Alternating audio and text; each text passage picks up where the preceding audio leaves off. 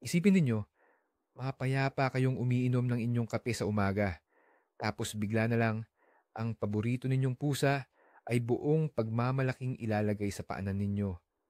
Isang daga. O, mas malala pa. Isang daga na buhay pa.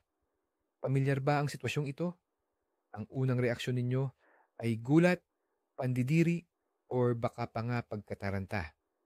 Pero paano kung sabihin ko sa inyo na ito ang isa sa pinakamalaking papuri na matatanggap ninyo mula sa inyong alaga?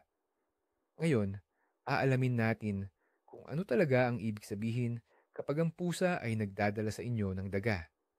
At maniwala kayo, ang sagot ay mas malalim at mas interesante kaysa sa inaakala ninyo. Hindi lang ito basta kakaibang ugali. Ito ay isang buong mensahe na nakatago sa libu-libong taong instinto. Para maintindihan ang gawaing ito, kailangan nating silipin ang nakaraan.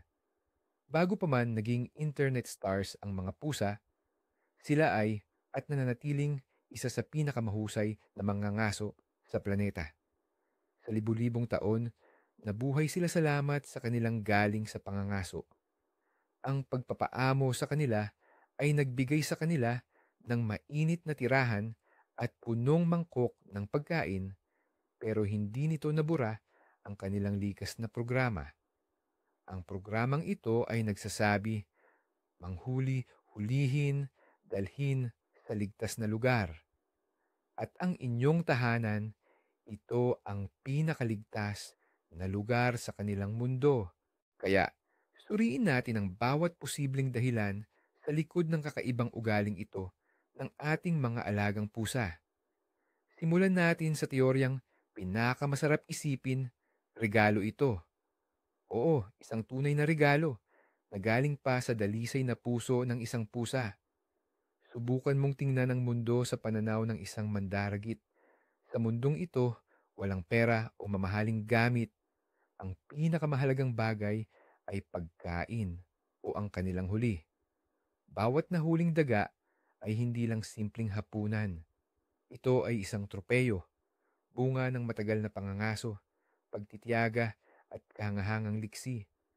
Ito ay patunay ng lakas at tagumpay. At itong pinakamahalagang bagay na mayroon siya, ang siya namang ipinagkakaloob niya sa iyo. Hindi niya ito kinakain ng mag-isa na nagtatago sa isang sulok. Ipinagmamalaki niya itong dinadala sa iyo, ang kanyang tao, at inilalagay sa pinakanakikitang lugar.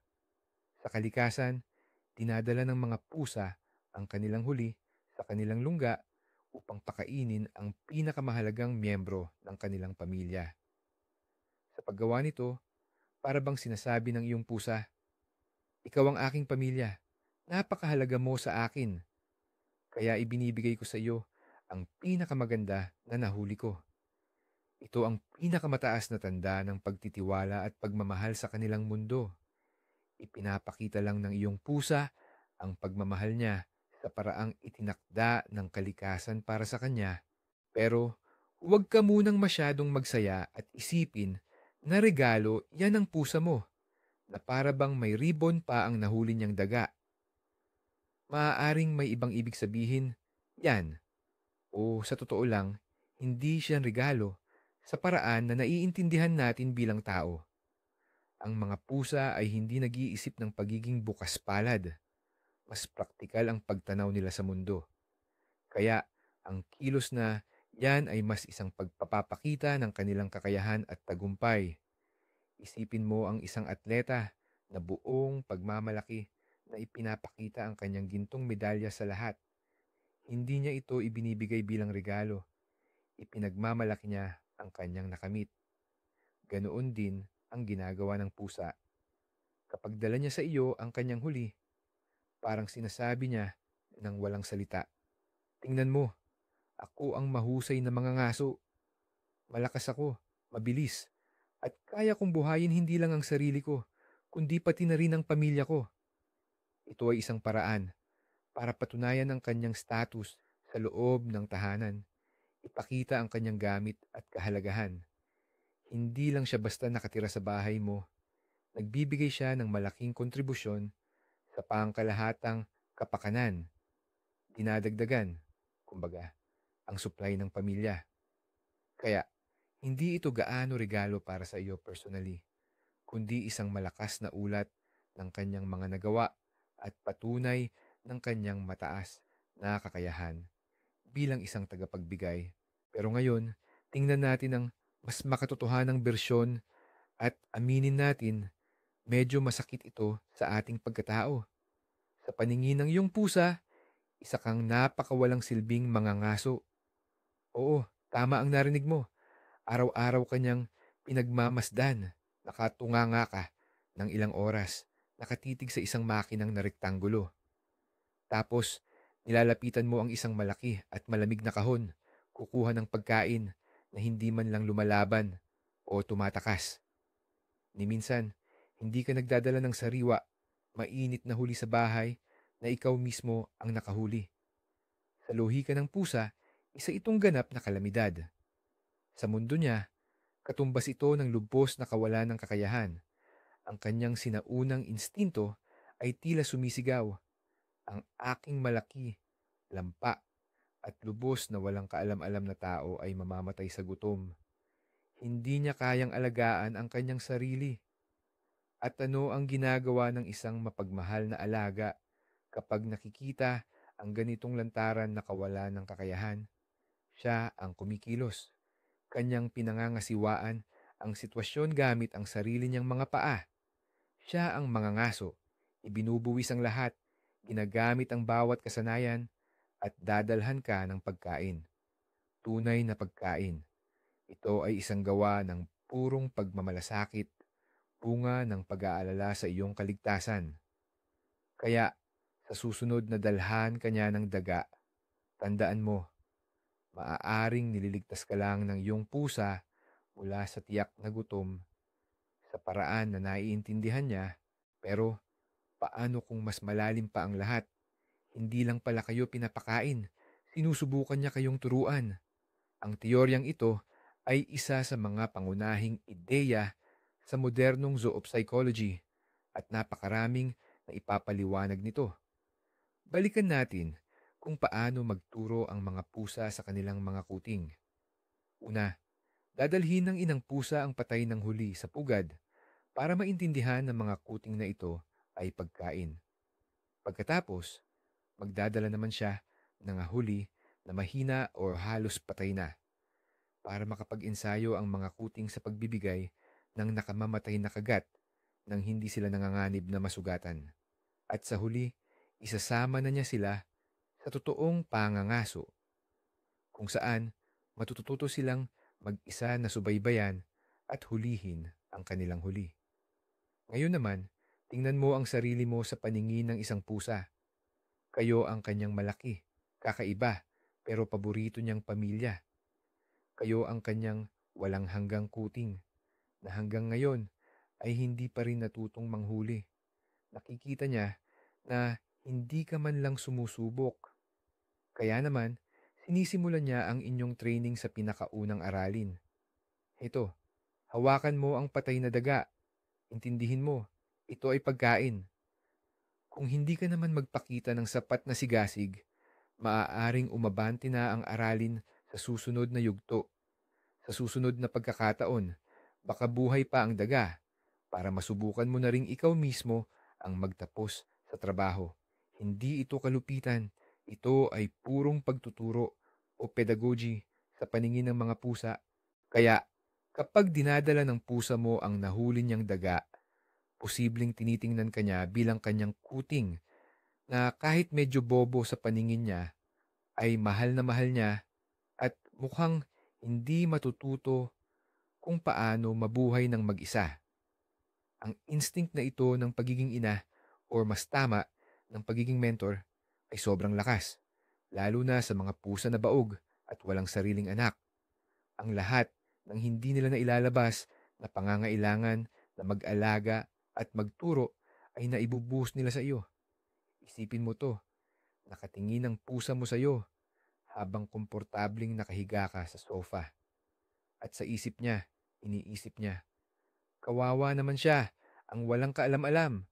Paano kaya siya mabubuhay kung wala ako? At ang Regalo na yan. Hindi lang yan simpleng pagkain.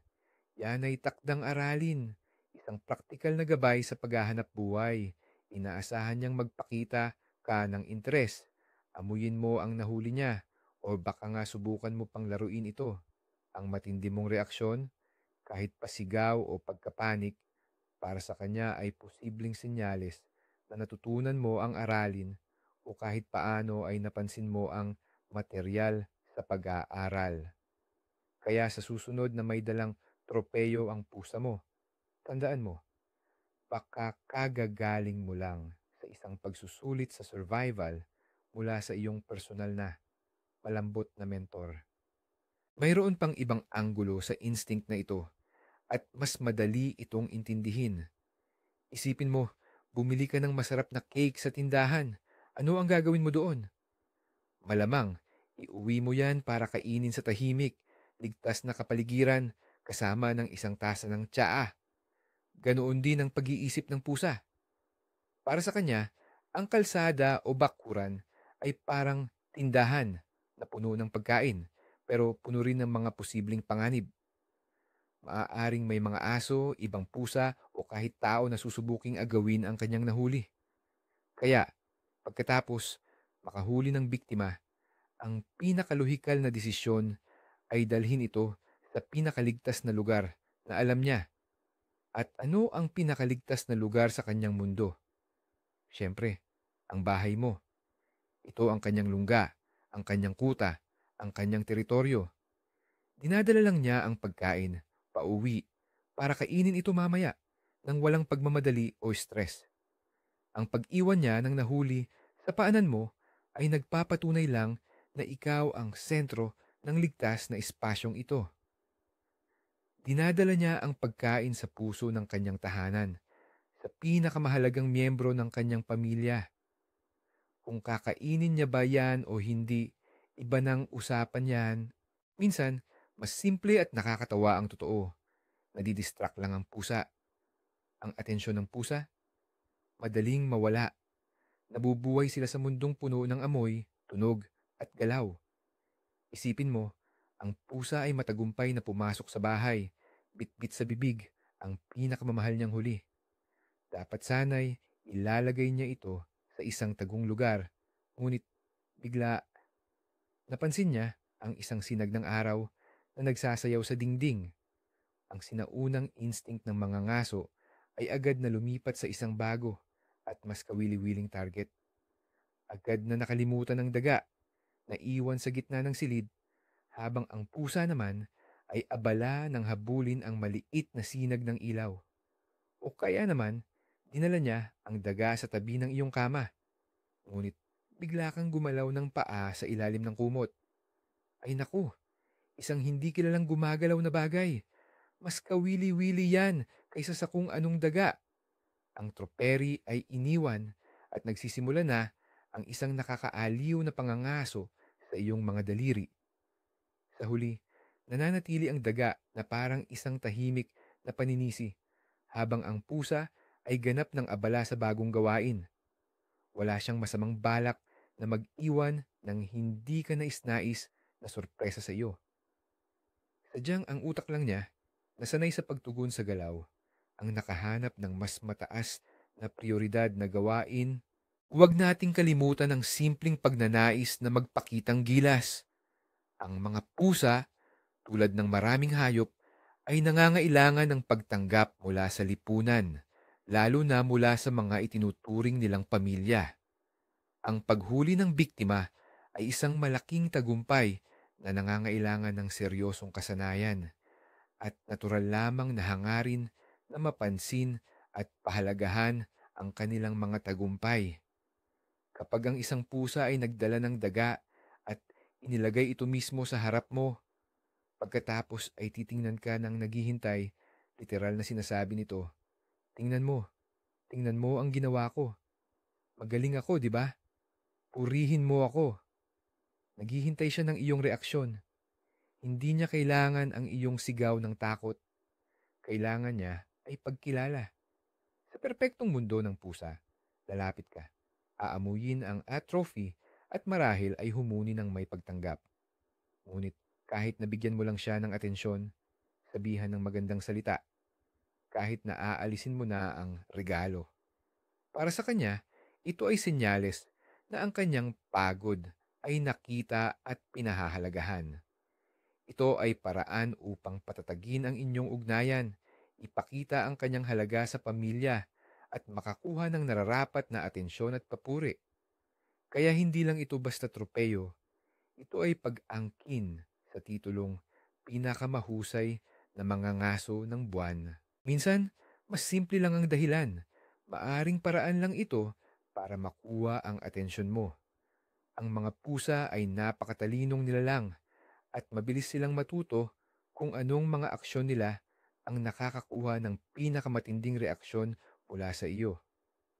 Napapansin nila na kapag nagkikiskis sila sa mga binti mo o tahimik na nagpapawit, hindi mo na nga sila napapansin, lalo na kung abala ka. Pero kapag may dala na silang buhay na gumagapang or isang walang kilos na kulay abos sa loob ng bahay, agad mong iniiwan ang lahat ng ginagawa mo. Agad kang tatayo, nagsasalita, kahit na may mas mataas na tono. Tumatakbo sa paligid ng silid. Sa madaling salita, lahat ng atensyon mo ay agad na napupunta sa pusa at sa nadiskubre niya. Sa pananaw ng pusa, tapos na ang misyon. Gusto niya ng atensyon, nakuha niya. Kahit panegatibo ang atensyon na yon, hindi niya naiintindihan na ang pagsigaw mo ay pagpapakita ng takot o pagkasindak. Para sa kanya, isa lang itong malakas na tunog na ginagawa mo kapag nasa tabi mo siya. Sa paglipas ng panahon, maaaring makabuo siya ng malinaw na koneksyon. Kapag nababagot ako at hindi ako pinapansin ng amo ko, magdadala lang ako ng daga at agad na makikipag-ugnayan sa akin ng amo ko. Ito ay isang makapangyarihang paraan ng manipulasyon na halos walang mintis na gumagana sa halos sinumang tao. Ngayon, bigyan natin ng linaw ang isang napakapopular at nakakainis na maling akala. Hindi ito ginagawa ng pusa dahil sa kalupitan. Maraming may-ari ng pusa ang kinikilabutan kapag nakikita nila ang kanilang alaga na oras-oras na nakikipaglaro sa isang halos patay na daga. Inihahagis, hinuhuli, pinapakawalan at muling hinuhuli. Sa paningin ng iba, maaaring mukha itong sadismo. Ngunit sa totoo lang, may dalawang lohikal at talagang hindi malupit na dahilan ang pag-uugaling ito. Una, ito ay para patalasin ang kanilang likas na kakayahang manghuli. Ang pangangaso ay isang komplikadong sining. Kailangang kayang kalkulahin ng pusa ng tama ang kanyang pagtalon at makapagbigay ng mabilis at tumpak na kagat. Sa paglalaro sa biktima, nagsasanay siya at pinapanatili ang kanyang kasanayan. Lalo itong mahalaga para sa mga batang pusa na nagsisimula pa lamang matuto. Pangalawa, at ito ang pinakamahalaga, ito ay para sa simpleng kaligtasan. Ang daga, kahit maliit, ay maaaring makakagat ng masakit. Sa pakikipaglaro sa daga, pinapagod ng pusa ang kanyang biktima. Ginagawa itong mahina at hindi na makalaban. Sinisiguro niya na ang biktima ay hindi na magiging banta bago niya ito tuluyang patayin. Kaya hindi ito sadismo, kundi pagiging praktikal at pag-iingat na idinidikta ng libu-libong taon ng ebolusyon. Paano kung ang nahuli at dinala niya sa iyo ay buhay at halos walang galos? Kapag dahan-dahan niyang inihahatid ang isang daga at pinakawalan sa paanan mo, maituturing itong masterclass, usok-dulang pagtuturo. Hindi na ito basta unang aralin. Ito na ang kanilang final exam or graduating exercise. Sa ganitong kilos, parang sinasabi ng pusa sa iyo, sige, tapos na tayo sa teorya. Ang praktis sa nabubuhay-buhay pang biktima, nadaanan na rin. Ngayon, ikaw naman. Oh, handa na ang lahat. Ako ang naghanap ng huli at nagdala. Ikaw na ang bahala. Kumilos ka. Inaasahan niyang ipapakita mo ang iyong natutunan. Uupo siya sa tabi mo at manonood. Naghihintay na simulan mong tugisin ang pinakawalang daga. Para sa kanya, ito ang pinakamataas na antas ng tiwala at pagpapakita ng pagmamalasakit. Hindi lang niya kayo pinapakain, sinusubukan niyang gawin kayong malaya at matagumpay na mga ngaso. Siyempre, ang reaksyon natin ay malayo sa kanyang inaasahan. Imbis na humabol, ang ginagawa natin ay sumisigaw at sinusubukang hulihin ang daga gamit ang garapon. Para sa pusa, muli na naman tayong bumagsak sa kanyang exam. Pero siya ay isang pasensyosong guro. Siguro sa susunod, mas mabagal na daga ang dadalhin niya. Kung minsan, ang ganitong kilos ay pawang pagpapakita lamang ng kanilang tiwala. Sa ligaw, napakahigpit ng mga pusa pagdating sa kanilang huli at sa kanilang teritoryo. Hinding-hindi sila kakain o mag-iiwan ng pagkain sa lugar na nararamdaman nilang may panganib. Ang kanilang lungga ang pinakaligtas at pinakamahalagang lugar para sa kanila. Ito ang sentro ng kanilang buhay. Kaya kapag dinadala ng pusa ang huli nito sa inyong tahanan, ipinapakita niya na nandito niya nadarama ang ganap na seguridad.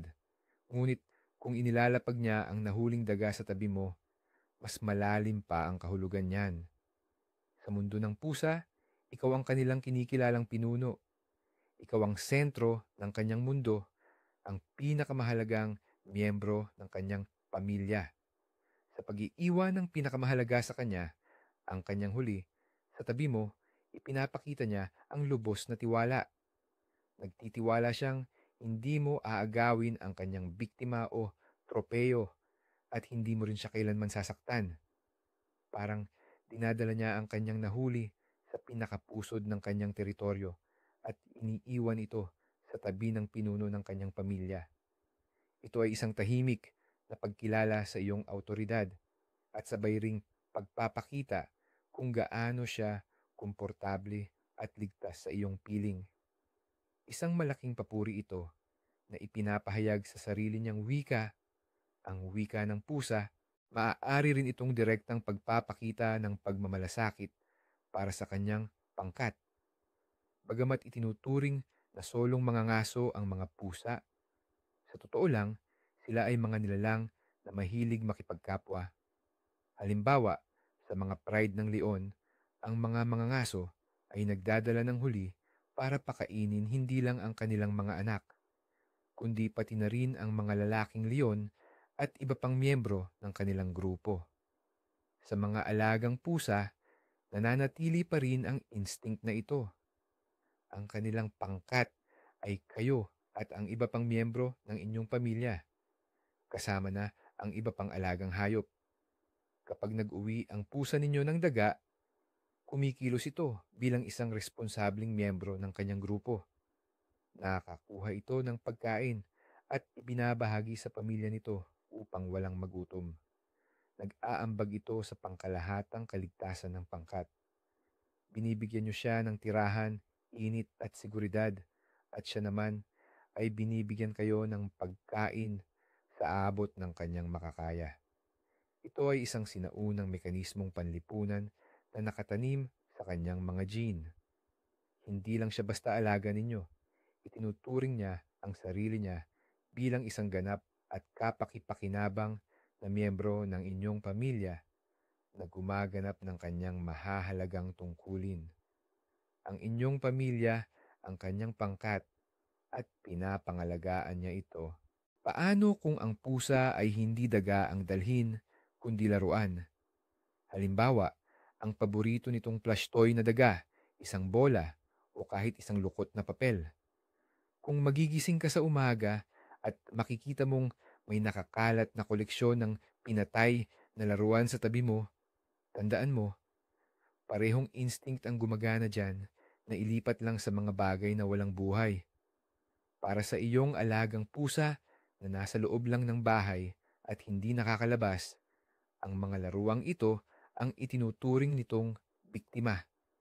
Kaya nitong sundan ng bola ng ilang oras, magabang sa isang pirasong papel, at pagkatapos ay sumugod ng matagumpay at patayin ito. Pagkatapos ng pangangaso, kumikilos ito sa nakasanayang paraan. dinadala ang tropeyo sa pinakaligtas na lugar, sa iyo. Pareho lang din, ibinabahagi nito sa iyo ang huli nito.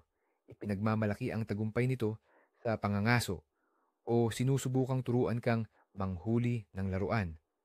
Minsan, maaari pa itong gumawa ng kakaibang mapangakit na tunog habang dinadala ang laruan na parang sinasabi, "Tingnan mo ang nahuli ko. Tara, ikaw naman ang sumunod." Ito ay isang magandang sinyalis na nagpapakita na kahit sa loob lang ng bahay, ang instinct ng iyong pusa ay nakakahanap ng labasan sa isang malusog at ligtas na paraan ng paglalaro. Para mas maunawaan ang motibasyon ng iyong pusa, bigyang pansin ang kilos niya pagkatapos niyang magbigay sa iyo ng regalo. Ang mga kilos na ito ay mas makakapagsalita kaysa sa anumang salita. Basta na lang ba niya inihagis ang daga at umalis na parang walang nangyari? Malamang, dinala lang niya ito bilang imbak sa isang ligtas na lugar o baka naman naabala siya sa mas interesanting bagay o baka naman umupo siya sa tabi mo, matiyagang nakatingin sa iyo, humuhuni at kinukuskos ang sarili sa iyong mga binti. Malinaw na sinyalis ito na naghihintay siya ng papuri at pagkilala.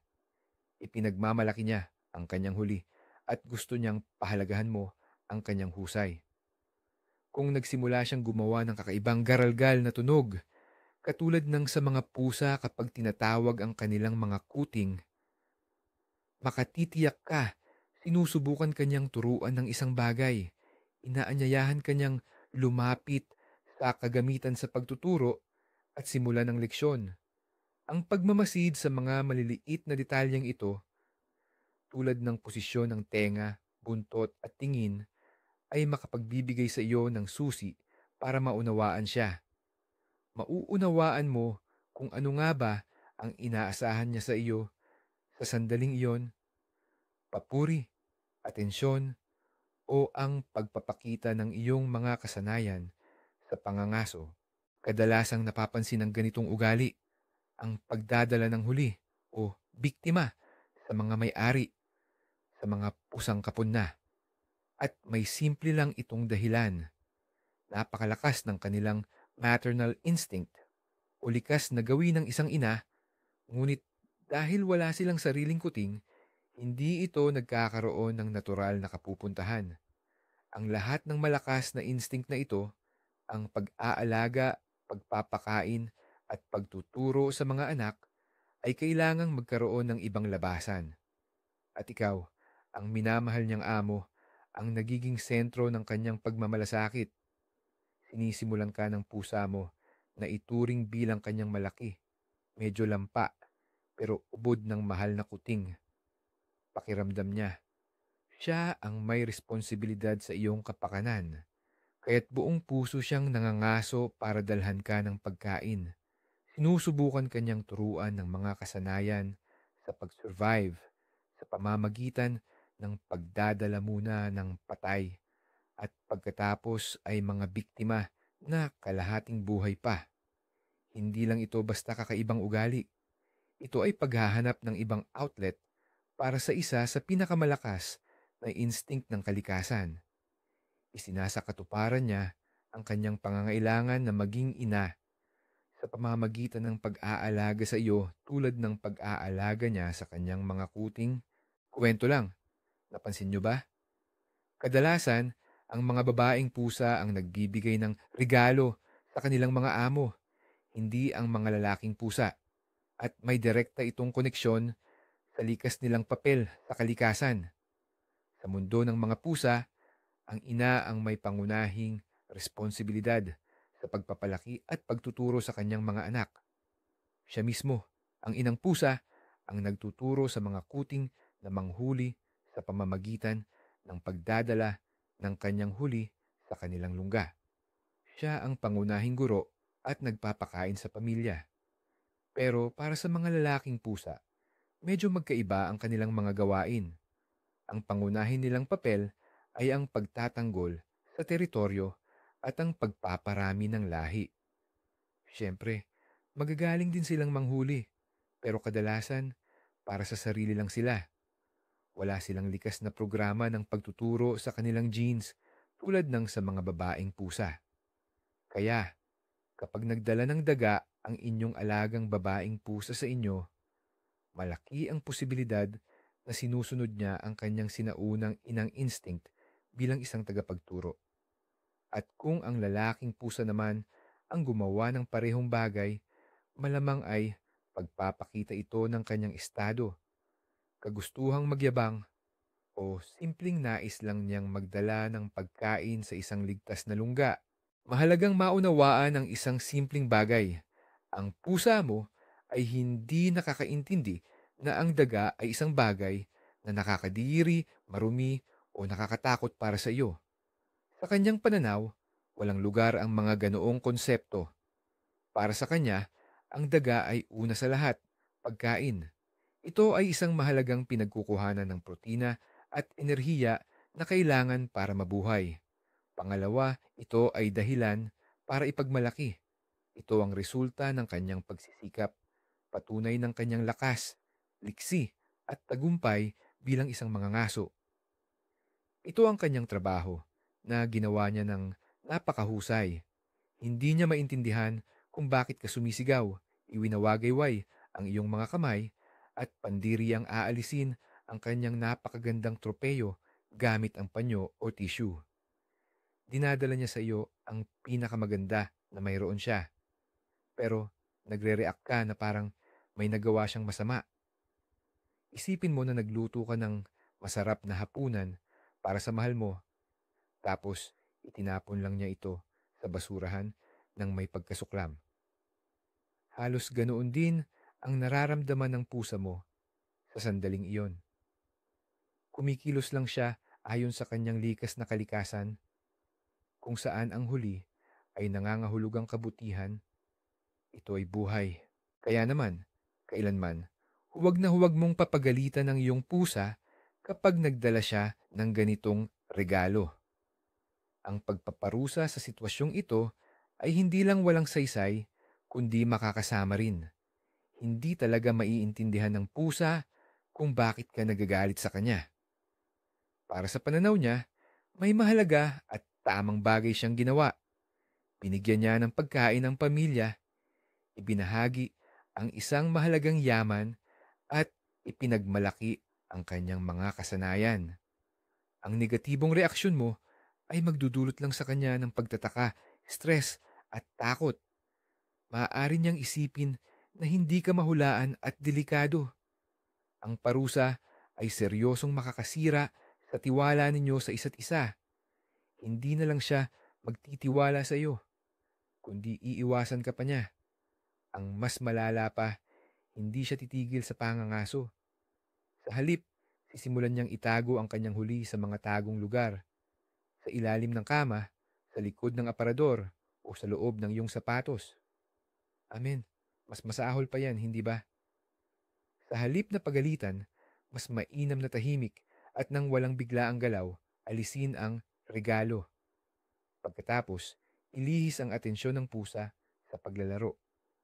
Ito ay para positibong mapalakas ang kanyang likas na hilig sa pangangaso, ngunit sa paraang katanggap-tanggap para sa iyo. At narito na tayo sa huling punto, pero marahil ito ang pinakamahalaga.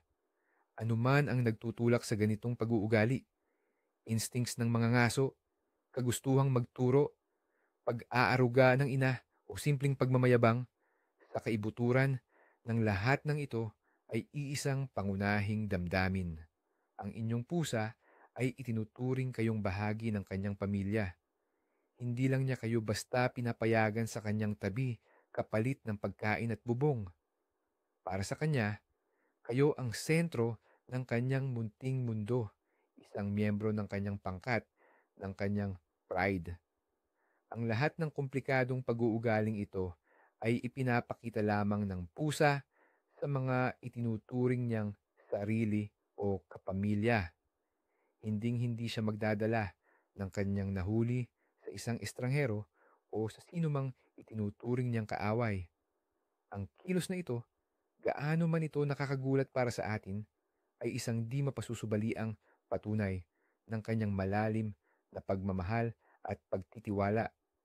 Pinapapasok niya kayo sa kanyang sinaunang mundo ng instincts.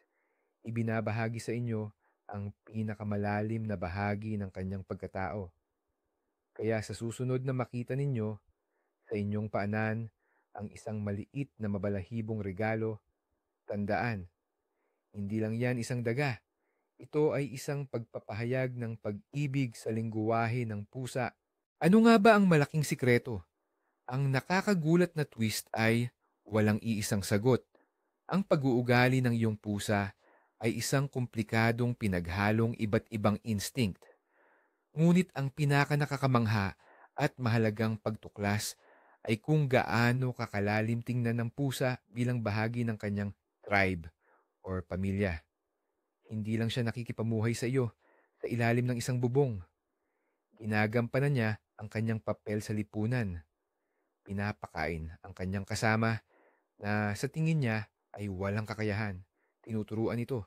Nagdadala ng pagkain sa kanilang pugad o nagpapakitang gilas lang sa pinuno ng grupo. Ang regalo na daga ay hindi gawa ng agresyon o kakaibang ugali. Ito ay isang tanda ng sukdulang tiwala at pagmamahal.